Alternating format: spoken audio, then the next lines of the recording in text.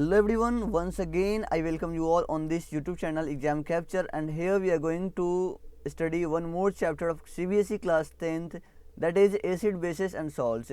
ये चैप्टर आपके exam point of view से बहुत ही ज़्यादा इंपॉर्टेंट है। यहाँ से क्वेश्चंस अच्छे क्वेश्चंस आते हैं, बट अगर आपको आगे चल के किसी भी गवर्नमेंट एग्जाम्स का प्रिपरेशन करना है तो फिर वहाँ भी आपके लिए ये चैप्टर बहुत ही हेल्पफुल साबित होने वाला है, क्योंकि यहाँ से शायद कोई ऐसा एग्ज़ाम्स नहीं है, जैसे कि अगर मैं पर्टिकुलरली एनडीए का बात करूँ, क्योंकि मैं खुद भी एनडीए दे चुका हूँ, तो एनडीए में भर के क्वेश्चंस यहाँ से आते हैं। और भी अदर एग्ज़ाम जैसे रेलवे का एग्ज़ाम्स हो गया, एसएससी का एग्ज़ाम्स हो गया, तो वहाँ भी इस चैप्टर से बहुत ही अच्छे क्वेश्चंस आते हैं और इसका वेटेज अच्छा है। तो शुरू करते हैं अपने इस चैप्टर को, acid basis and salts. Chemical property के बेसिस पे सारे कंपाउंड्स को तीन कैटेगरी में डिवाइड कर दिया गया, that is first acid, second one is base and third one is salts. So let's first understand what is indicator, क्योंकि इंडिकेटर के हेल्प से ही हमको ये पता चलता है कि कौन सा सब्सटेंस एसिड है, कौन बेस है और कौन सॉल्ट है। तो इंडिकेटर एक डाई होता है जो अपना कलर चेंज कर लेता है एसिड और बेस के अकॉर्डिंग। अगर एसिड में उस इंडिकेटर को डालते हैं, फिर उस इंडिकेटर पे थोड़ा सा एसिड डालते हैं तो वो अपना कलर चेंज कर लेगा, बेस डालेंगे तो भी अपना कलर कुछ और चेंज कर लेगा। और फाइनल मतलब कहीं ना कहीं वो एक इंडिकेट कर देता है कि ये एसिड है, ये बेस है, इसलिए उसका नाम इंडिकेटर रखा गया है। इंडिकेटर मोस्टली तीन ही है, लिटमस पेपर है, मिथाइल ऑरेंज है, फेनोल्फ्थेलीन है। ये कॉमन इंडिकेटर्स हैं। वैसे इंडिकेटर बहुत सारे हो सकते हैं और बहुत सारे हैं भी। लिटमस एक नेचुरल टाइप इंडिकेटर है। लिटमस टू टाइप्स का होता है, एक रेड लिटमस और दूसरा ब्लू लिटमस। लिटमस सॉल्यूशन भी हो सकता है, लिटमस पेपर भी हो सकता है। न्यूट्रल कलर लिटमस का पर्पल होता है, ये आपके लिए इम्पॉर्टेंट चीज़ है और ये आपको याद रखना है। एसिड में ब्लू लिटमस रेड हो जाता है और बेस में रेड लिटमस ब्लू हो जाता है। यहाँ B for base and B for blue से आप याद कर सकते हैं कि बेस में लिटमस ब्लू होता है। मिथाइल ऑरेंज एक टाइप का सिंथेटिक इंडिकेटर है। इसका नेचुरल कलर ऑरेंज होता है, जैसे कि इसके नाम में ही छिपा हुआ है methyl orange. Methyl orange red colour का हो जाता है जब आप एसिड सॉल्यूशन इसके अंदर डालते हो तो, और methyl orange yellow colour produce कर देता है जब बेसिक सॉल्यूशन आप इसके अंदर डालते हो तो। फेनोल्फ्थेलीन भी एक टाइप का सिंथेटिक इंडिकेटर ही है जिसका न्यूट्रल कलर कलरलेस होता है, और फेनोल्फ्थेलीन कलरलेस रहता है एसिड के अंदर और फेनोल्फ्थेलीन पिंक हो जाता है बेसिक सॉल्यूशन के अंदर। लिटमस, टर्मरिक और रेड कैबेज ये भी कुछ नेचुरल इंडिकेटर हैं। टर्मरिक रेड हो जाता है बेसिक सॉल्यूशन के अंदर। इस चीज़ को हम लोग फील भी किए हैं कि अगर जब कभी हम लोग खाना खाते हैं और अगर सफ़ेद कपड़ा पहने हैं और बाई चांस गलती से कभी उस पर सब्जी या दाल लग गया, और जब हम उसको धोने के लिए वॉशिंग के लिए ले जाते हैं, उसमें जब सर्फ डालते हैं, साबुन डालते हैं, तो वो रेड कलर का होने लगता है, थोड़ा रेडिश ब्राउन टाइप में होने लगता है। क्यों? क्योंकि जो डिटर्जेंट है उसके अंदर बेस होता है, तो बेसिक सॉल्यूशन में टर्मरिक रेड हो जाता है। इस चीज़ को हम देखे भी हैं प्रैक्टिकली। रेड कैमेज ग्रीन हो जाता है बेसिक सॉल्यूशन के अंदर। What is olfactory indicator? Olfactory indicator का मतलब होता है जो indicator relating to sense of smell, जो स्मेल से रिलेट करे, जैसे कि उनका स्मेल चेंज होगा। यहाँ पे कलर चेंज हो रहा था, यहाँ पे स्मेल चेंज होगा।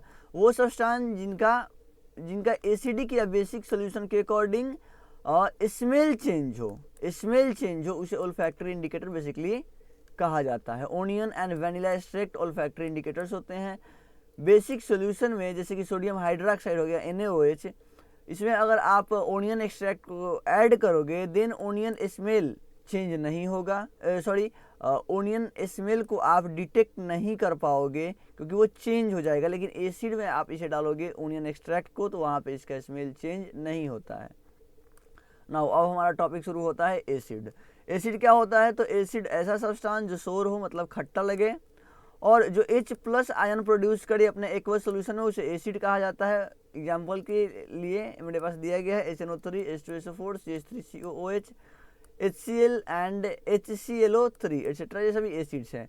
एसिड के प्रॉपर्टीज क्या हो सकता है, क्या क्या इसमें क्वालिटी होता है, क्या गुण होता है, क्या कैरेक्टरिस्टिक्स है एसिड का? तो फर्स्ट ये सोर होता है टेस्ट में, दूसरा ब्लू लिटमस को रेड कर देता है, तीसरा मिथाइल ऑरेंज को रेड कलर कर देता है, एक्वस सॉल्यूशन में एसिड H+ आयन प्रोड्यूस करता है, 5वां, एसिड इलेक्ट्रिसिटी कंडक्ट करता है। क्यों? क्योंकि इसके अंदर H+ आयन होते हैं इसके एक्वस सॉल्यूशन में, तो वो इलेक्ट्रिसिटी को भी कंडक्ट करता है due to presence of free ions. Acid react करता है मेटल के साथ और हाइड्रोजन गैस भी फॉर्म करता है। जैसे यहाँ पे एग्जांपल में दिया गया है कि zinc reacts with sulphuric acid and makes ZnSO4 and H2 gas यहाँ से रिलीज हो रहा। एसिड रिएक्ट करता है बेस के साथ और सॉल्ट एंड वाटर का फॉर्मेशन करता है और इस रिएक्शन को न्यूट्रलाइजेशन रिएक्शन भी कहा जाता है। Hydrochloric acid reacts with sodium hydroxide gives NaCl salt, common salt, that is sodium chloride and H2 release. H2 यहाँ बन गया। तो सॉल्ट एंड वाटर का फॉर्मेशन होता है when acid reacts with basis. जब हाइड्रोजन गैस यहाँ से निकलता है, जब भी आप मेटल्स का रिएक्शन एसिड के साथ कराते हो तो उस प्रेजेंस ऑफ हाइड्रोजन गैस को आप कैसे चेक कर सकते हो? तो उसके ऊपर जस्ट जहाँ पे रिएक्शन हो रहा है जिस कंटेनर के अंदर, उसके जस्ट ऊपर आप एक कैंडल जला के हाथ में पकड़े रहो और वहाँ पे एक पॉप साउंड आएगा। इसका मतलब कि हाइड्रोजन जो वहाँ से इवॉल्व हो रहा था वो जलने लगा, और जब भी हाइड्रोजन जलता है वो एक पॉप साउंड के उसमें से निकलता है। नोट पॉइंट दूसरा क्या दिया गया है कि कर्ड एंड अदर सोर फूड, जो भी खट्टे फूड स्टफ हैं, जैसे कि लेमन जूस हो गया, विनेगर हो गया, ऑरेंज जूस हो गया, इनको कभी भी हमें मेटल्स कंटेनर में नहीं रखना चाहिए। क्योंकि अभी हम लोग क्या देखें कि acids reacts with metal, acid metals के साथ रिएक्ट करके हाइड्रोजन गैस का फॉर्मेशन कर लेता है। अगर हम लोग इन सोर फूड स्टफ्स को मेटल्स कंटेनर में रखते हैं तो ये उस मेटल कंटेनर के साथ रिएक्ट कर लेता है और पॉइजनस मेटल कंपाउंड फॉर्म कर लेता है, that is not good for our health. This should be very clear to you. ये चैप्टर सिर्फ ऐसा नहीं है कि एग्जाम्स में हमको मदद देगा, काफ़ी सारी चीज़ें आपको डेली लाइफ के लिए भी सीखने को मिलेगा। काफ़ी सारी चीज़ें आप डेली लाइफ में भी जानोगे कि क्या करना चाहिए क्या नहीं करना चाहिए। एसिड से react with metals carbonate, metal carbonate के साथ जब एसिड रिएक्ट करता है, या फिर बाई कार्बोनेट भी हो सकता है, acid react with metal carbonate और मेटल बाई कार्बोनेट, तो यहाँ से कार्बन डाइऑक्साइड गैस फॉर्म होता है और वाटर भी फॉर्म होता है, सॉल्ट भी फॉर्म होता है। जब एसिड रिएक्ट करता है मेटल कार्बोनेट के साथ या मेटल बाई कार्बोनेट के साथ, then carbon dioxide gas, water and salt का फॉर्मेशन होता है। मेटल कार्बोनेट प्लस एसिड, यहाँ पे इक्वेशन के थ्रू समझाया गया आपको। जैसे एग्जांपल में दिया गया है कि sodium carbonate reacts with hydrochloric acid HCl के साथ रिएक्ट करता है, तो यहाँ NaCl सॉल्ट बन गया, that is a common salt, and carbon dioxide gas और वाटर भी बन गया। वाटर मेटल बाई कार्बोनेट के साथ अगर रिएक्शन कर रहा है एसिड, जैसे कि sodium hydrogen carbonate, sodium by carbonate या हाइड्रोजन कार्बोनेट के साथ जब एसिड रिएक्ट करता है तो कॉमन सॉल्ट बना, मतलब सॉल्ट तो बना, कॉमन सॉल्ट हो या फिर कोई और सॉल्ट हो, सॉल्ट बना, कार्बन डाइऑक्साइड गैस इवॉल्व होगा और वाटर भी फॉर्म हुआ है यहाँ पे। जब एसिड रिएक्ट करता है कार्बोनेट के साथ या बाई कार्बोनेट के साथ तो वहाँ CO2 गैस बनता है, और जब उस CO2 गैस को आप लाइम वाटर मतलब कैल्शियम हाइड्रोक्साइड से जब पास कराते हो तो वो सॉल्यूशन जो है कैल्शियम हाइड्रोक्साइड का वो मिल्की हो जाता है, क्योंकि वहाँ पे फॉर्मेशन होता है कैल्शियम कार्बोनेट का, जो कि एक प्रेसिपिटेट होता है। अगर आप एक्सेस अमाउंट में कार्बन डाइऑक्साइड गैस पास कराते रह जाओगे उस लाइम वाटर सॉल्यूशन में, then soluble salt calcium bicarbonate, जो सोल्यूबल सॉल्ट है कैल्शियम बाई कार्बोनेट वो फॉर्म होगा और सॉल्यूशन फिर से क्लियर हो जाएगा, जो सॉल्यूशन मिल्की हुआ था वो फिर से क्लियर हो जाएगा। ये आपका PYQ रह चुका है आपके एग्जाम्स का। कैल्शियम हाइड्रोक्साइड का रिएक्शन कार्बन डाइऑक्साइड के साथ कराते हैं तो कैल्शियम कार्बोनेट प्लस H2 बना, और इसमें अगर फिर से आप एक्सेस से कार्बन डाइऑक्साइड का सप्लाई करते हो तो फिर ये कैल्शियम बाई कार्बोनेट का फॉर्मेशन करता है और ये कलरलेस हो जाता है, फिर से क्लियर हो जाता है solution. If someone is suffering from acidity, अगर किसी को एसिडिटी हो गया है स्टोमक में ओवर ईटिंग की वजह से, ज़्यादा खाना खा लेने की वजह से, देन उसे सजेस्ट किया जा सकता है कि सोडियम बाई कार्बोनेट का सॉल्यूशन लीजिए आप, क्योंकि ये जो हमारे स्टोमक के अंदर हाइड्रोक्लोरिक एसिड प्रोड्यूस होता है, लाइफ प्रोसेस चैप्टर में आप पढ़े होंगे कि हमारे स्टोमक में हाइड्रोक्लोरिक एसिड प्रोड्यूस होता है, उसके इफेक्ट को न्यूट्रलाइज कर देगा ये कौन करेगा? सोडियम बाइकार्बोनेट उसके इफेक्ट को न्यूट्रलाइज कर देगा। सेकेंड पॉइंट, लाइमस्टोन, मार्बल, चौक, ये सभी डिफरेंट फॉर्म्स है कैल्शियम कार्बोनेट के, और ये रिएक्ट करते हैं हाइड्रोक्लोरिक एसिड के साथ और कैल्शियम क्लोराइड का फॉर्मेशन कर लेते हैं। कार्बन डाइऑक्साइड गैस भी इवॉल्व होता है एंड वाटर भी बनता है। So calcium carbonate react with HCl, form calcium chloride, carbon dioxide and water. Calcium oxide react with water, form calcium hydroxide. Calcium hydroxide react with carbon dioxide, it forms calcium carbonate. Acid react करता है metal oxide के साथ और form कर लेता है salt and water को। Metal oxide react with acid, form salt and water. Calcium oxide का रिएक्शन जब HCl के साथ होगा तो कॉपर ऑक्साइड का रिएक्शन, जब यहाँ ये मेटल ऑक्साइड है, कॉपर ऑक्साइड का रिएक्शन हाइड्रोक्लोरिक एसिड के साथ जब होगा तो ये copper chloride plus H2O water का फॉर्मेशन कर लेगा। एसिड रिएक्ट करता है मेटल हाइड्रोक्साइड के साथ और सॉल्ट एंड वाटर का फॉर्मेशन होता है। मेटल हाइड्रोक्साइड हम लोग पीछे देखे थे, जैसे कि यहाँ पे कैल्शियम हाइड्रोक्साइड है, तो इस टाइप से भी रिएक्शन होता है। एसिड 10वां प्रॉपर्टी क्या है एसिड का? एसिड है corrosive nature. Acid corrosive in nature होता है, जैसे कि जो भी मिनरल्स एसिड है। So what is mineral and what is organic acid? जो एसिड्स हमारे नेचर में ऑलरेडी प्रेजेंट है, नेचुरल रिसोर्सेज में प्रेजेंट है, उन्हें ऑर्गेनिक एसिड कहा जाता है। लेकिन उन मिनरल्स का यूज करके, रिसोर्सेज का यूज करके जो एसिड्स लैब में प्रिपेयर किया जाता है, उन एसिड्स को मिनरल एसिड्स कहा जाता है। और mineral acids corrosive in nature होते हैं, जैसे कि H2SO4 हो गया, HCl हो गया, HNO3 हो गया, ये सभी मिनरल एसिड है और ये कोरोसिव इन नेचर होते हैं। ये स्किन को भी बर्न कर सकते हैं, किसी मटेरियल्स को भी ईट अप कर सकते हैं, उसको गला देंगे, एकदम से खा जाएंगे, जैसे कि लकड़ी हो गया, कपड़ा हो गया, स्टोन वर्क को भी खराब कर सकते हैं। ये एसिड को कभी भी मेटल कंटेनर के अंदर स्टोर नहीं करना चाहिए, क्योंकि ये धीरे धीरे उस मेटल कंटेनर के वॉल को इरोड कर देगा और ख़त्म कर देगा मेटल कंटेनर को ही। एसिड प्रेजेंट, जो भी एसिड प्लांट मटेरियल में प्रेजेंट होते हैं वो एसिड, या फिर एनिमल्स में ही प्रेजेंट होते हैं, वो एसिड को, उन एसिड को ऑर्गेनिक एसिड्स कहा जाता है और वो हार्मफुल नहीं होते हैं। उन एसिड्स को हम खा भी सकते हैं, पी भी सकते हैं। जो एसिड का फॉर्मेशन लैब में होता है मिनरल्स का यूज करके, अर्थ मिनरल्स का यूज करके उन्हें मिनरल एसिड कहा जाता है। और मिनरल एसिड बहुत ही ज़्यादा डेंजरस होते हैं। What is and carbonic acid एक मिनरल एसिड है, लेकिन ये वीक एसिड की कैटेगरी में आता है। ये कोरोसिव नेचर नहीं है, ये उतना डेंजरस नहीं है like any other mineral acid like sulphuric acid and hydrochloric acid. What is strong acid and weak acid? Hydrochloric acid, sulphuric acid, nitric acid, ये सभी स्ट्रॉन्ग होते हैं क्योंकि ये कहीं ना कहीं मिनरल एसिड हैं। और ऑर्गेनिक एसिड से कार्बोनिक एसिड तो नहीं है ऑर्गेनिक, लेकिन बाकी हैं acetic acid, formic acid, citric acid, tartaric acid, ये सभी वीक के अंदर आते हैं because they all are organic acid. Concentrated and dilute acid क्या होता है? तो एक कॉन्सनट्रेटेड एसिड क्या होता है कि जिसके अंदर मिनिमम पॉसिबल अमाउंट में वाटर हो, एकदम कम अमाउंट में वाटर हो, then it is called concentrated acid. और अगर डाइल्यूट है तो उसके अंदर पानी का मोलिक्यूल्स ज़्यादा होगा, जिसमें पानी मिला दिया गया है, वो डाइल्यूट एसिड होगा। डाइल्यूशन कैसे करते हैं एसिड का, ये बहुत ही इंपॉर्टेंट है। हमको वाटर के अंदर एसिड नहीं मिक्स करना होता है, हमको हमको एसिड के अंदर वाटर को नहीं मिक्स करना होता है। हमें धीरे धीरे, थोड़ा थोड़ा वाटर, ग्रेजुअली धीरे धीरे वाटर को मिक्स करना होता है।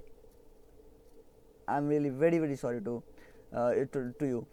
हमें एक बार फिर से ध्यान से सुनना है, हमें एसिड के अंदर वाटर को नहीं डालना होता है, हमें वाटर के अंदर एसिड को, ये बहुत कंफ्यूजिंग है, फिर से समझिएगा, हमें एसिड के अंदर वाटर को नहीं डालना होता है, हमें वाटर के अंदर कॉन्सेंट्रेटेड एसिड को थोड़ा थोड़ा करके डालना होता है। और इस तरह से अपने हम कॉन्सेंट्रेटेड एसिड को डाइल्यूट बना सकते हैं। Acid do not acidic behaviour in the absence of water. Water के एब्सेंस में एसिड कभी कभी एसिडिक बिहेवियर भी अपना भूल जाता है।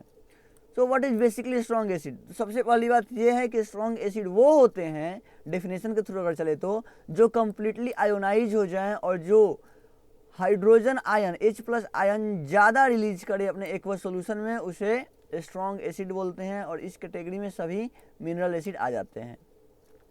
वही वीक एसिड उनको बोला जाता है जो पार्शियली आयोनाइज हो, जो कम्प्लीटली H+ आयन ना दे रहा हो अपने सॉल्यूशन के अंदर, उसे वीक एसिड की कैटेगरी में रखा जाता है और इसके अंदर सभी के ऑर्गेनिक एसिड आते हैं। यूज क्या है एसिड का, तो सल्फ्यूरिक एसिड का यूज किया जाता है मैन्युफैक्चरिंग ऑफ फर्टिलाइजर्स बनाने के लिए, पेंट्स बनाने के लिए, डाइज बनाने के लिए, chemical, plastic, synthetic fibre, detergent, ये सब कुछ बनाने के लिए। एक्सप्लोसिव, कार बैटरी के अंदर भी यूज होता है इसका। नाइट्रिक एसिड का यूज होता है फर्टिलाइजर्स, एक्सप्लोसिव, डाइज, प्लास्टिक्स बनाने के लिए। हाइड्रोक्लोरिक एसिड का यूज होता है रिमूविंग ऑक्साइड, ऑक्साइड को रिमूव करने के लिए स्टील ऑब्जेक्ट से। For removing scale deposits, scale deposit को रिमूव करने के लिए किसी भी बॉयलर कंटेनर के अंदर। और इसका यूज डाई स्टफ में भी यूज होता है, टेक्सटाइल, फूड, लेदर इंडस्ट्रीज में भी यूज होता है हाइड्रोक्लोरिक एसिड का। Now come to the what is bases. Base क्या होते हैं, तो जिन सब्सटेंस का टेस्ट बीटर होता है, जो कड़वा लगते हैं और जो अपने एक्वस सॉल्यूशन के अंदर OH नेगेटिव आयन प्रोड्यूस करते हैं, उन्हें बेसिस कहा जाता है। फिजिकल प्रॉपर्टी क्या होता है बेसिस का, जैसे एसिड का हम लोग देखे थे वैसे ही इसका भी देखेंगे। सबसे पहला कि बेस रेड लिटमस को ब्लू में टर्न कर देता है। बेस बीटर इन टेस्ट होता है, सोपी टू टच होता है, मतलब कि छूने में ऐसा लगता है थोड़ा स्लिपरी स्लिपरी सा लगता है बेस। जनरली बेसेस कलरलेस होते हैं अपने एक्वस सॉल्यूशन के अंदर। बेस इलेक्ट्रिसिटी भी कंडक्ट करता है due to presence of free ions in it like OH negative. Base convert कर देता है मिथाइल ऑरेंज को येलो कलर में और फेनोप्थलीन को पिंक कलर में। तो ये तो था physical property. Let's discuss what is chemical properties of basis. Chemical property क्या होता है, तो बेस रिएक्ट करता है एसिड के साथ और सॉल्ट एंड वाटर फॉर्म करता है। ये तो बहुत ही ज़्यादा बेसिक्स वाला केमिकल रिएक्शन हम लोग देखें। इस टाइप के रिएक्शन को न्यूट्रलाइजेशन रिएक्शन कहा जाता है, क्योंकि इस रिएक्शन में एसिड बेस के इफेक्ट को न्यूट्रलाइज कर देता है और सिमिलरली बेस एसिड के इफेक्ट को न्यूट्रलाइज कर देता है। बेस रिएक्ट करता है नॉन मेटल ऑक्साइड के साथ और फॉर्म करता है salt and water. So calcium hydroxide एक बेस है और ये नॉन मेटल ऑक्साइड मतलब कार्बन डाइऑक्साइड के साथ रिएक्ट किया और कैल्शियम कार्बोनेट प्लस H2O का फॉर्मेशन कर लिया। बेस जनरली रिएक्ट नहीं करते हैं मेटल्स के साथ, लेकिन कभी कभी और कुछ ऐसे बेसेस हैं जो रिएक्ट कर लेते हैं जिंक और कभी कभी एल्यूमिनियम के साथ भी, और मेटेलिक सॉल्ट का फॉर्मेशन कर लेते हैं और हाइड्रोजन गैस भी यहाँ से रिलीज होता है। जैसे कि सोडियम हाइड्रोक्साइड जिंक के साथ रिएक्ट किया हीट करने के बाद, तो क्या बना, सोडियम जिंकेट और हाइड्रोजन गैस यहाँ से इवॉल्व हो रहा है। वाटर सोल्यूबल जो भी बेस होते हैं उन्हें अल्कली के नाम से भी जाना जाता है। सो वाटर स्ट्रॉन्ग बेसिस, जैसे कि स्ट्रॉन्ग एसिड उनको बोलते थे जो कंप्लीटली आयोनाइज होते थे, H+ आयन मैक्सिमम अमाउंट में रिलीज करते थे अपने एक्वस सॉल्यूशन के अंदर। उसी तरीके से जो स्ट्रॉन्ग बेस है वो कंप्लीटली आयोनाइज होगा और OH negative ion large amount में अपने एक्वस सॉल्यूशन के अंदर रिलीज कर रहा होगा, तो उसे स्ट्रॉन्ग बेस कहा जाता है। और वीक बेस क्या होंगे, जो पार्शियली आयोनाइज हो और hydroxide ion OH negative ion less amount में प्रोड्यूस करे, स्मॉल अमाउंट में प्रोड्यूस करे, तो उन्हें वीक बेसिस कहा जाता है।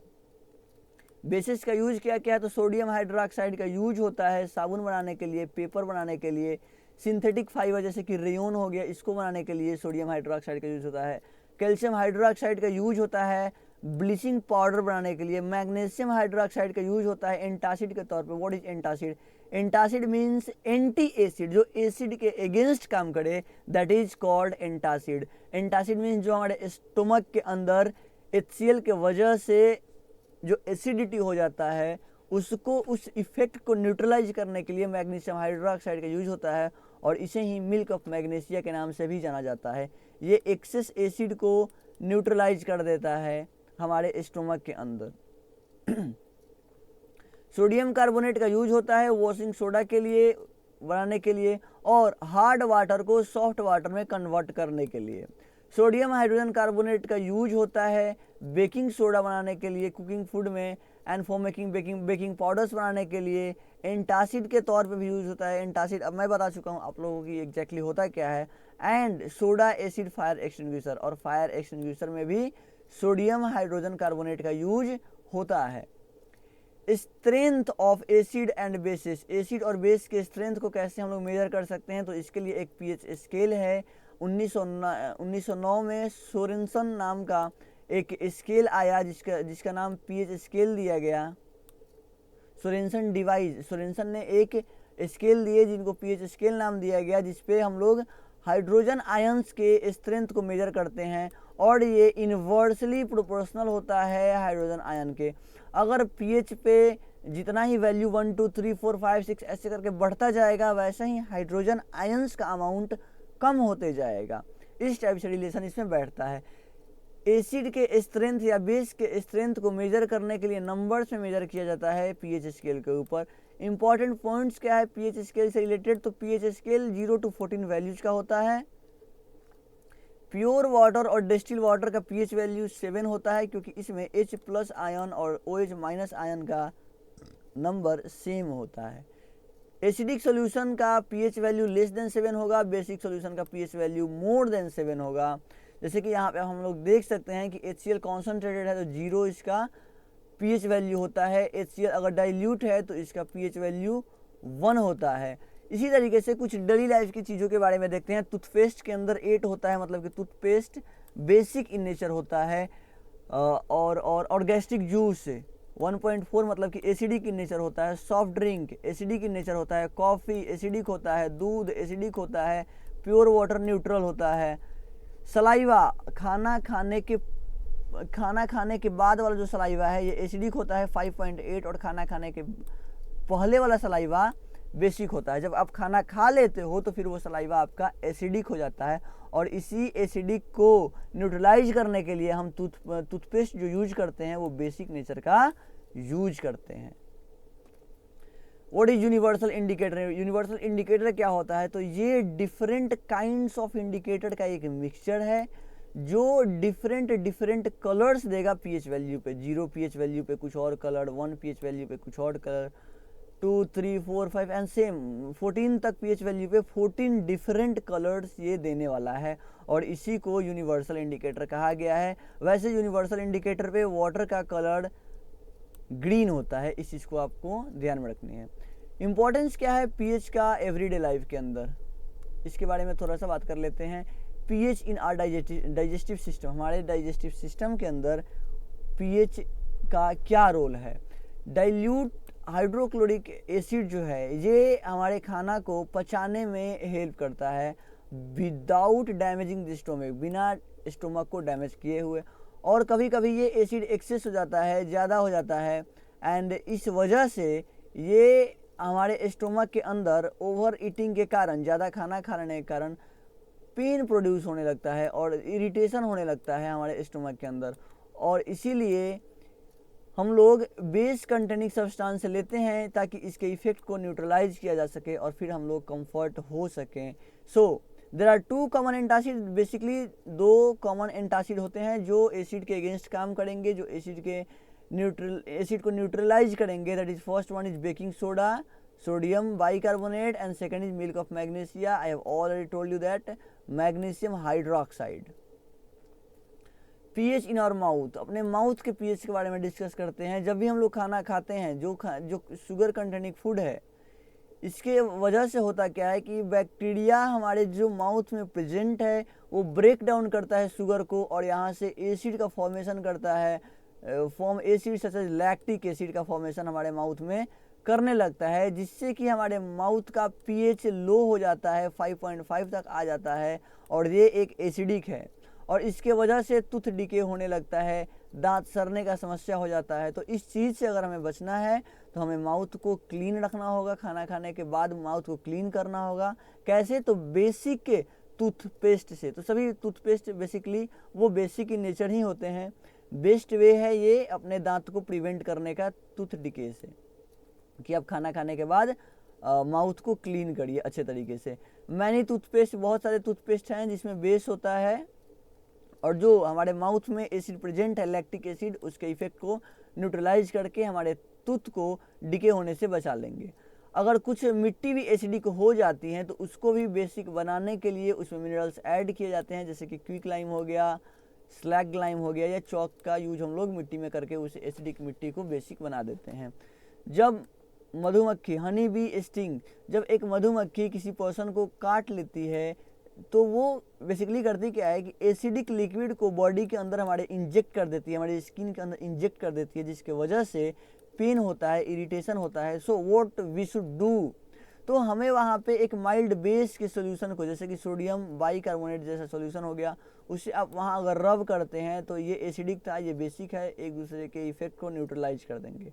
अगर कोई वेस्प है और वो किसी पर्सन को इंजेक्ट कर देता है तो वो अल्कलाइन लिक्विड हमारे स्किन के अंदर डाल देता है। Alkaline means basic liquid. So we have to use acidic mild acid, and mild acid में सारे ऑर्गेनिक एसिड आ जाते हैं। तो इस तरीके से आप इससे भी छुटकारा पा सकते हो।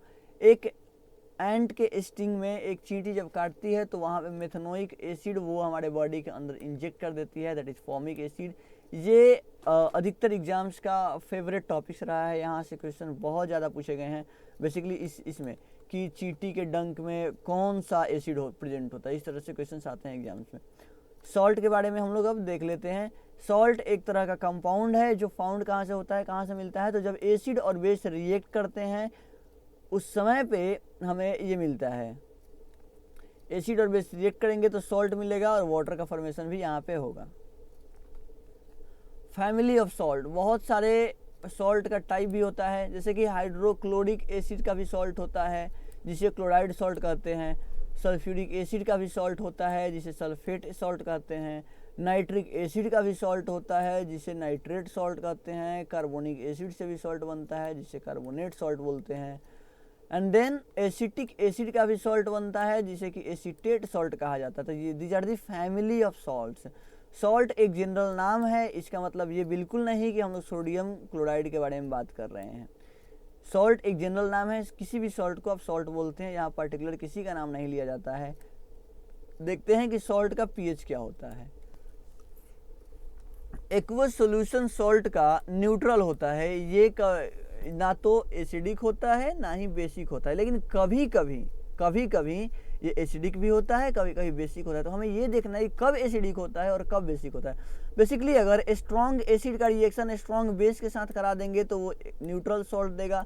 अगर वीक एसिड का रिएक्शन वीक बेस के साथ करा देंगे तो भी वो न्यूट्रल सॉल्ट देगा। लेकिन अगर एसिड वीक है और बेस स्ट्रॉन्ग है, अगर बेस स्ट्रॉन्ग है तो ये अपना बेसिक प्रॉपर्टी शो करेगा, और बेसिक प्रॉपर्टी शो करेगा तो पीएच वैल्यू इसका मोर देन 7 होगा इस सॉल्ट का। अगर वहाँ एसिड हम लोग स्ट्रॉन्ग ले लेते हैं और बेस को वीक कर देते हैं तो फिर ये सॉल्ट जो बनने वाला है ये कुछ एसिडिक नेचर शो करेगा, जिसकी वजह से इस सॉल्ट का पीएच वैल्यू लेस देन 7 होगा। व्हाट इज कॉमन सॉल्ट, और कॉमन सॉल्ट को ही सोडियम क्लोराइड NaCl के नाम से जाना जाता है, जिसका यूज हम लोग ये एक वाइट पाउडर है जिसका यूज खाना बनाने के लिए, सब्जी पकाने के लिए, दाल बनाने के लिए, इन सब में किया जाता है अच्छे तौर पे। ये बनता कैसे है, तो सोडियम हाइड्रोक्साइड से बनता है। जब सोडियम हाइड्रोक्साइड में हाइड्रोक्लोरिक एसिड ऐड करिएगा तो सोडियम क्लोराइड प्लस H2O यहाँ से बन के निकलेगा। How common salt is obtained, common salt मिलते कहाँ से, तो कॉमन साल्ट नेचुरली डिजॉल्व होते हैं सी वाटर के अंदर, और ये सॉलिड फॉर्म में भी अर्थ में भी रॉक सॉल्ट के रूप में प्रेजेंट होते हैं। सी वाटर के अंदर कैसे प्रेजेंट होते हैं, तो sea water contains many dissolve salt, sea water के अंदर बहुत सारे डिजॉल्व सॉल्ट्स होते हैं, और NaCl उसमें प्रेजेंट होता है लार्ज स्केल पे, ज़्यादा NaCl होता है, बाकी भी सॉल्ट्स उसमें होते हैं सी वाटर में, और इसको इवापोरेशन के थ्रू निकाला जा सकता है सी वाटर से, और फिर लास्ट में इसे रिफाइन करके निकाल लेते हैं। क्योंकि इवापोरेशन करेंगे तो we do not found the accumulation of NaCl, but we found कि बहुत सारे सॉल्ट का ग्रुप होगा उसमें, मिक्सचर ऑफ सॉल्ट। सो वहाँ से रिफाइन करके हम सोडियम क्लोराइड को निकाल लेते हैं। From underground deposit, underground deposit से ही मिलता है। अंडरग्राउंड डिपॉजिट जैसे कि कोयला निकलता है ग्राउंड से, उसी तरीके से ये भी रॉक सॉल्ट के थ्रू निकलता है, वहाँ से उसको प्यूरिफाई करके निकला जाता है। यूज क्या है कॉमन सॉल्ट का, तो कॉमन सॉल्ट का यूज है कि ये एक रॉ मटेरियल की तरह यूज होता है large number of chemical industry में केमिकल्स का फॉर्मेशन करने के लिए। इसे खाना बनाने के लिए यूज किया जाता है, क्योंकि ये हमारे बॉडी में रिक्वायर होता है, हमारे नर्वस सिस्टम, ताकि हमारा नर्वस सिस्टम काम करे। नर्वस सिस्टम अगर काम करे, इसके लिए सॉल्ट इंपॉर्टेंट है हमारे बॉडी के लिए। और मूवमेंट ऑफ मसल्स के लिए भी सॉल्ट इंपॉर्टेंट है, प्रोडक्शन ऑफ HCl के लिए भी सॉल्ट इंपॉर्टेंट है। और प्रोडक्शन ऑफ HCl अगर नहीं होगा तो फिर हमारे स्टमक में जो भी फूड्स हैं वो डाइजेशन नहीं हो पाएगा उनका। साबुन बनाने के लिए भी इसका यूज होता है, और आइस को मेल्ट करने के लिए, जैसे कि जो ठंडा इलाका होता है वहाँ पे ठंडी के दिनों में क्या होता है कि सड़क पे बर्फ़ जम जाते हैं, जिसके वजह से ट्रांसपोर्टेशन ब्लॉक हो जाता है। तो फिर से ट्रांसपोर्टेशन को ओपन करने के लिए कॉमन सॉल्ट का यूज किया जाता है, ताकि बर्फ़ मेल्ट हो जाए और फिर से ट्रांसपोर्टेशन होने लगे।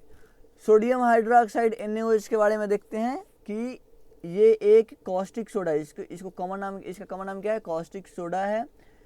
ये भी एग्जाम्स का क्वेश्चन है, PYQ रह चुका है आप लोगों का, CBSE वालों का भी। It is use for making many other chemicals, बहुत सारे अदर केमिकल्स भी इसके हेल्प से बनाए जाते हैं। इसका प्रोडक्शन कैसे होता है? तो जब NaCl में 2H2O रहता है, इसका इलेक्ट्रिसिटी के अंदर जब इलेक्ट्रोलिसिस आप करिएगा तो सोडियम हाइड्रोक्साइड, क्लोरीन गैस और हाइड्रोजन गैस यहाँ से बन के रिलीज होते हैं। इलेक्ट्रोलिसिस के टाइम पे क्लोरीन गैस जो यहाँ प्रोड्यूस हो रहा वो एनोड पे प्रोड्यूस होगा, जो हाइड्रोजन गैस है वो कैथोड पे प्रोड्यूस होगा, और सोडियम हाइड्रोक्साइड का सॉल्यूशन जो फॉर्म हो रहा वो भी कैथोड के पास ही फॉर्म होगा। इलेक्ट्रोलिसिस के टाइम पे NaCl breaks into Na+ and Cl- and H2O breaks into OH negative and H positive, and then Na combines with OH and forms NaOH, that is sodium hydroxide. इस electrolysis के process को, जिसमें sodium chloride solution है, इसे क्लोर alkaline process कहा जाता है। इस चीज़ को आप याद रखिएगा। सोडियम हाइड्रोक्साइड का यूज क्या है? तो इसका यूज होता है साबुन बनाने के लिए, डिटर्जेंट बनाने के लिए, आर्टिफिशियल टेक्सटाइल के रूप में यूज होता है, आर्टिफिशियल टेक्सटाइल को बनाने के लिए, और पेपर इंडस्ट्री में पेपर बनाने के लिए, प्यूरिफाई करने के लिए बॉक्साइट ओर को, एंड देन ऑयल रिफाइनिंग के लिए, डाइज बनाने के लिए, ब्लीचेज बनाने के लिए यूज होता है हाइड्रोक्साइड के, सोडियम हाइड्रोक्साइड का। क्लोरीन का क्या यूज है? तो ये ब्लीचिंग पाउडर फॉर्म करता है, ब्लीचिंग पाउडर बनाने के लिए यूज होता है, HCl बनाने में यूज होता है, प्लास्टिक्स बनाने में, पेस्टिसाइड्स पेंट्स बनाने के लिए यूज होता है, वाटर को स्टेरलाइज करने के लिए, ड्रिंकिंग वाटर को, सुने भी होंगे आपकी वाटर में केमिकल टैबलेट, क्लोरीन टैबलेट और क्लोरीन पाउडर का यूज होता है। स्विमिंग पूल के में जो पानी है उसे भी साफ करने के लिए क्लोरीन का यूज होता है। तो now let's talk about usages of hydrogen. Hydrogen क्या यूज होता है? तो प्रोडक्शन ऑफ HCl के प्रोडक्शन में इसका यूज होता है। लिक्विड हाइड्रोजन रॉकेट फ्यूल के तरह यूज होता है। मेथनॉल बनाने के लिए हाइड्रोजन का यूज होता है, एंड देन अमोनिया बनाने के लिए भी, फर्टिलाइजर्स बनाने के लिए अमोनिया का यूज होता है, और अमोनिया बनाने के लिए हाइड्रोजन का यूज होता है। हाइड्रोक्लोरिक एसिड का यूज क्या क्या है? तो हाइड्रोक्लोरिक एसिड का यूज होता है आयरन को क्लीन करने के लिए, जो भी आयरन शीट है उसे क्लीन करने के लिए बिफोर प्लेटिंग। किसी आयरन को प्लेटिंग करना है जिंक वगैरह से, तो फर्स्टली उसको आप क्लीन करिएगा उस आयरन शीट को, तो क्लीन करने के लिए HCl का यूज होगा। प्लास्टिक्स बनाने के लिए HCl का यूज होगा। टेक्सटाइल और डाइंग इंडस्ट्री में भी HCl का यूज होगा। मशीन्स और कॉस्मेटिक्स में भी HCl का यूज होता है। Now what is washing soda? Washing soda क्या होता है? तो वॉशिंग सोडा एक सोडियम कार्बोनेट है, जिसमें 10 मोलिक्यूल वाटर के प्रेजेंट होते हैं, जिसको वाटर ऑफ क्रिस्टलाइजेशन के नाम से जाना जाता है। फॉर्मूला होता है sodium carbonate into 10H2O। Sodium carbonate does not contain any water of crystallisation. अगर सोडियम कार्बोनेट के अंदर ये वाटर ऑफ क्रिस्टलाइजेशन नहीं रहे तो इसे आप एनहाइड्रस सोडियम कार्बोनेट के नाम से जानोगे, और इसे आप सोडा ऐश भी कह सकते हैं। प्रोडक्शन कैसे होता है वॉशिंग सोडा का? तो कोल्ड एंड कॉन्सेंट्रेटेड सॉल्यूशन लीजिए सोडियम क्लोराइड का, इसको रिएक्ट कराइए अमोनिया के साथ, एंड कार्बन डाइऑक्साइड और वाटर वहाँ पे होगा प्रेजेंट। फिर वहाँ से आपको ऑब्टेन होगा sodium bicarbonate and ammonium chloride, और जब आप इस सोडियम बाइकार्बोनेट को हीट करिएगा देन आपको यहाँ से मिलने वाला है sodium hydrogen bicarbonate is slightly, however in the solution sodium hydrogen bicarbonate is slightly soluble in water, so NaHCO3 is filtered from the solution. देखिए एग्जैक्टली होता क्या है, मैं समझाता हूँ आपको कि आप NaCl का एक्वस सोल्यूशन लीजिएगा, एकदम एकदम ठंडा रहेगा। NH3 अमोनिया लीजिएगा, कार्बन डाइऑक्साइड और वाटर, इनका रिएक्शन जब आप कराइएगा तो सोडियम बाइकार्बोनेट के साथ साथ अमोनियम क्लोराइड हमें फॉर्म होते हुए दिख रहा होगा। NaHCO3 वाटर सोल्यूबल होता है और इसे हम लोग फिल्टर कर सकते हैं। सो आप इसे फिल्टर करके निकाल लीजिए सॉल्यूशन से सोडियम हाइड्रोजन कार्बोनेट को, और देन आप इसको हीट करिए। जब आप इसको हीट करिएगा तो Na2CO3 मतलब कि सोडियम कार्बोनेट का फॉर्मेशन होगा, कार्बन डाइऑक्साइड निकल जाएगा यहाँ से, वाटर भी रिमूव हो जाएगा। ये जो सोडियम कार्बोनेट मिला है इसी को एनहाइड्रस सोडियम कार्बोनेट या बोला जाता है, या फिर सोडा ऐश भी बोला जाता है। अब इसमें आप वाटर ऐड करिएगा तब जाके आपको वॉशिंग सोडा एग्जैक्टली मिलने वाला है, recrystallise to get washing soda, इसमें आपको वाटर ऐड करना होता है। सो प्रॉपर्टीज क्या क्या है वॉशिंग सोडा का, तो ये ट्रांसपेरेंट क्रिस्टलाइन सॉलिड होता है, सोल्यूबल इन वाटर होता है, अल्कलाइन सोल्यूशन होता है। Washing soda has detergent properties, इसके पास डिटर्जेंट का प्रॉपर्टी होता है और क्लीनिंग प्रॉपर्टीज भी होते हैं इसके पास। सोडियम कार्बोनेट का क्या यूज है वॉशिंग सोडा का, यूज एज क्लीनिंग एजेंट, इसको क्लीनिंग एजेंट के तौर पे घर में यूज किया जाता है। इसका यूज होता है परमानेंट हार्डनेस को, वाटर का जो परमानेंट हार्डनेस है उसको रिमूव करने के लिए, ग्लास को मैन्युफैक्चर करने के लिए, साबुन और पेपर इंडस्ट्री में भी साबुन और पेपर को मैन्युफैक्चर करने के लिए वॉशिंग सोडा का यूज होता है। What is baking soda, baking soda sodium bicarbonate या सोडियम हाइड्रोजन कार्बोनेट को बेकिंग सोडा कहा जाता है। NaHCO3 इसका भी फॉर्मेशन वही है कि आप NaCl लीजिए एंड देन अमोनिया लीजिए, कार्बन डाइऑक्साइड लीजिए और H2O लीजिए, फिर यहाँ से NaHCO3 एग्जैक्टली आपको बनते हुए दिख रहा है। इसका प्रॉपर्टीज क्या क्या होता है, तो ये माइल्ड बेस होता है, बहुत ही वीक बेस होता है।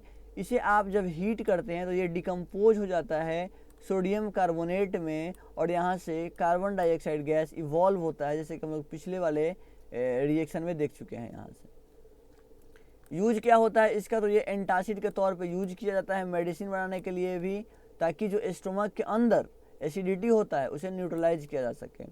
इसका यूज होता है बेकिंग पाउडर के तौर पे भी और फायर एक्सटिंग्विशर्स में भी इसका यूज किया जाता है। एक ऐसा सब्सटेंस जो कलर को रिमूव कर रहा हो, जो किसी कपड़े का कलर हो या फिर किसी और चीज़ का कलर हो, तो उसके कलर को अगर कोई सब्सटेंस रिमूव कर रहा तो उस सब्सटेंस को आप ब्लीचिंग एजेंट बोलिएगा। ब्लीचिंग पाउडर के बारे में अब हमको पढ़ना है। तो ब्लीचिंग पाउडर एक कैल्शियम ऑक्सीक्लोराइड है, CaOCl2 इसका फॉर्मूला होता है और इसे ही ब्लीचिंग पाउडर कहा जाता है। प्रिपरेशन कैसे होता है CaOCl2 का, ब्लीचिंग पाउडर का प्रिपरेशन कैसे होता है, तो क्लोरीन गैस पास कराया जाता है ड्राई स्लैग लाइम के अंदर। स्लैग लाइम क्या होता है, तो कैल्शियम हाइड्रोक्साइड को स्लैग लाइम कहा जाता है। इसमें जब आप क्लोरीन गैस पास कराइएगा तो कैल्शियम ऑक्सीक्लोराइड CaOCl2 का फॉर्मेशन होगा और H2O बनेगा। तो ये CaOCl2 ही ब्लीचिंग पाउडर है। क्या क्या प्रॉपर्टी होता है ब्लीचिंग पाउडर का, तो यहाँ देख लेते हैं कि ये एक वाइट पाउडर होता है जो कि क्लोरीन का स्मेल देता है। ये ठंडे पानी में भी सोल्यूबल होता है। ये डाइल्यूट एसिड के साथ रिएक्ट करके क्लोरीन बना लेता है, जैसे कि CaOCl2 डाइल्यूट H2SO4 के साथ रिएक्शन किया और यहाँ से क्लोरीन गैस का फॉर्मेशन कर लिया। ये ब्लीचिंग पाउडर का यूज क्या क्या है, तो ये ब्लीचिंग कॉटन को ब्लीच करने के लिए, लिनिन को ब्लीच करने के लिए टेक्सटाइल इंडस्ट्री में इसका यूज होता है। और bleaching use for bleaching wood pulp, लकड़ी के पल्प को भी पेपर इंडस्ट्री में ब्लीच करने के लिए यूज किया जाता है इसका। एंड जर्म्स और बैक्टीरिया को भी किल करने के लिए ड्रिंकिंग वाटर में इसका यूज होता है। ऑक्सीडाइजिंग एजेंट के तौर पे केमिकल इंडस्ट्री में यूज होता है। उल को अनश्रिंकेबल बनाने के लिए भी यूज किया जाता है इसका। प्लास्टर ऑफ पेरिस के बारे में देखते हैं कि प्लास्टर ऑफ पेरिस एक कैल्शियम सल्फेट हेमीहाइड्रेट को कहा जाता है। ये इसका फॉर्मूला है CaSO4.12H2O और इसका नाम प्लास्टर ऑफ पेरिस ही क्यों पड़ा, क्योंकि ये जिप्सम से मिलता है। जिप्सम को हीट करके ये हमें प्राप्त होता है और जिप्सम पेरिस में ज़्यादा अमाउंट में मिलता है, इसीलिए इसका नाम प्लास्टर ऑफ पेरिस दिया गया। प्रिपरेशन कैसे होता है प्लास्टर ऑफ पेरिस का, तो प्लास्टर ऑफ पेरिस का प्रिपरेशन होता है जिप्सम को हीट करने पे, कितना पे हीट करना है 100 डिग्री सेल्सियस और 373 केल्विन आप इसको बोल सकते हैं। जिप्सम क्या होता है, तो जिप्सम होता है कैल्शियम सल्फेट इंटू 2H2O को जिप्सम कहा जाता है। कैल्शियम सल्फेट इंटू 2H2O को आप 100 डिग्री सेल्सियस पे हीट करोगे तो calcium sulphate dot half H2O और 1 इंटीजर्स 1/2 H2O यहाँ से रिलीज हो रहे होंगे। एक बात याद रखना है कि जिप्सम को आप हीट करिएगा 100 डिग्री सेल्सियस पे ही, एग्जैक्ट 100 डिग्री सेल्सियस। अगर आप 100 डिग्री सेल्सियस से ज़्यादा पे हीट कर दोगे तो फिर ये एनहाइड्रस कैल्शियम सल्फेट बन जाएगा। जो भी आपको ये यहाँ पे हाफ वाटर दिख रहा था, ये वाटर भी ख़त्म हो जाएगा और ये anhydrous calcium sulphate CaSO4 only बच जाएगा, यहाँ पे बन के रह जाएगा। और इसे आप अगर चाहो कि बाद में इसमें वाटर डाल के इसे फिर से हाइड्रेटेड कर दिया जाए तो वो नहीं होने वाला, यहाँ पे इस बात को याद रखना है। प्रॉपर्टीज क्या होता है पीओपी का, इट इज वाइट पाउडर, ये एक वाइट पाउडर है।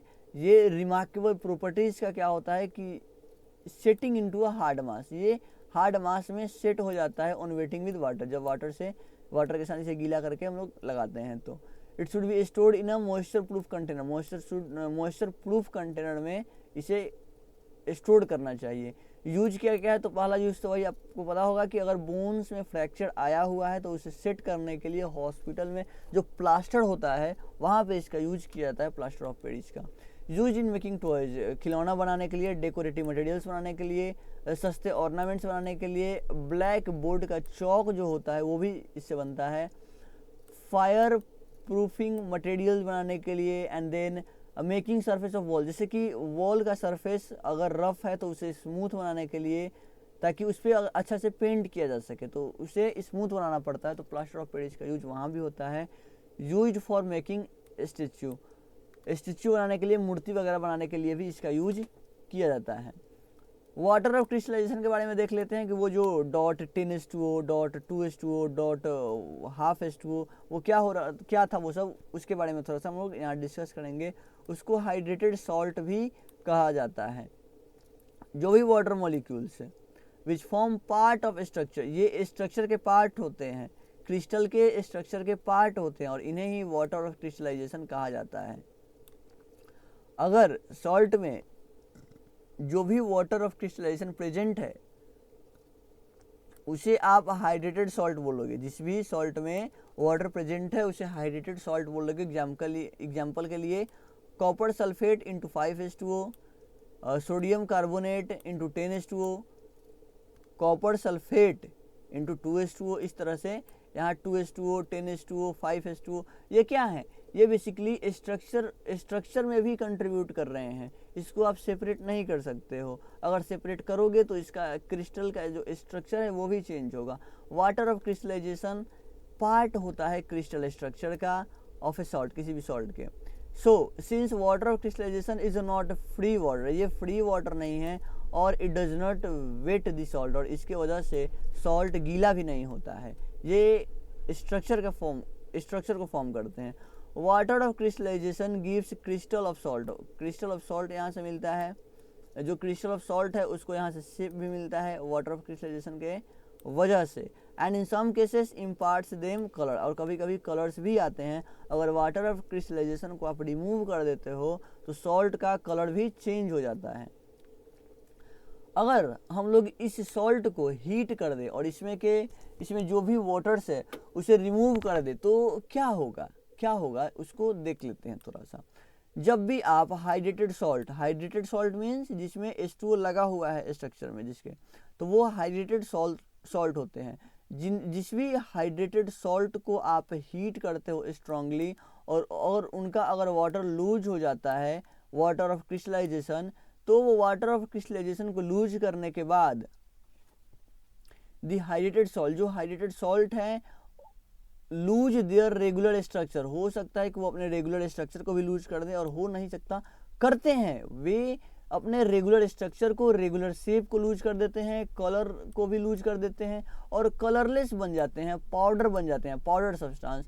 And they are called anhydrous salt, और उन्हें हम एनहाइड्रस सॉल्ट बोलते हैं। जहाँ भी देखिए वाटर नहीं है तो एनहाइड्रस, वाटर है तो हाइड्रेटेड, दो ही टर्म यूज हो रहा है यहाँ पे। सो ऑन स्ट्रॉन्ग हीटिंग, जब आप स्ट्रांगली हीट करोगे ब्लू कॉपर सल्फेट को तो क्रिस्टल टर्न्स वाइट, तो वो क्रिस्टल वाइट कलर का टर्न हो जाएगा क्योंकि वहाँ से वाटर ऑफ क्रिस्टलाइजेशन रिमूव हो गया है। And again anhydrous copper sulphate में अगर आप वाटर ऐड कर देते हो तो वो फिर से ब्लू कलर का हो जाएगा।